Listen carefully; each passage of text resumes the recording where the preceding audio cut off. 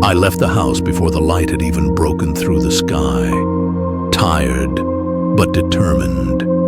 There were a few things in the way that morning, some delays, some tasks that held me back. Life, I guess, always asking for one more thing before you get to breathe.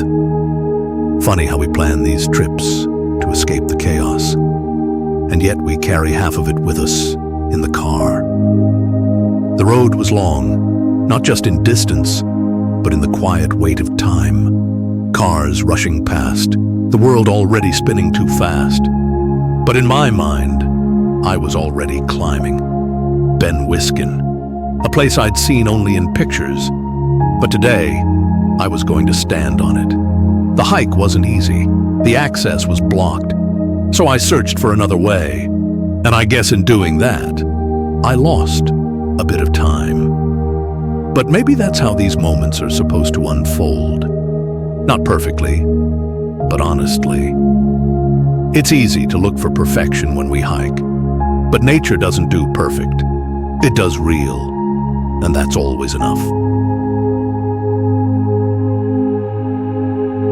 By the time I reached the summit, the sun had already crept over the horizon. It wasn't dramatic. It didn't explode with color or burn gold across the clouds. No, it was simple, calm, a regular sunrise. And somehow that made it even more special, because it wasn't the sun that made the moment unforgettable. It was the mountain, the view, the silence. I flew both drones, managed to capture what I could. But once I stopped recording, once I stopped thinking like a creator and started feeling like a human again, that's when the day really began. Sometimes I wonder if I film these moments because I'm afraid to forget them, or because I'm afraid no one else will believe how much they mattered. The wind was strong, cutting even, cold when it touched the skin too long, but I didn't care, because on that ridge, above it all, there was no traffic, no deadlines, no pressure, no noise, just stillness. How can one place hold so much peace when down below, the whole world is racing to nowhere? Time didn't just slow down up there. It stopped. And for a few quiet minutes, I felt completely free. I stood there thinking how fast life runs down below, and how still it feels up here. It wasn't a perfect shoot. It wasn't a perfect morning. But it was enough. Enough to remind me of who I am. Enough to make space in my mind.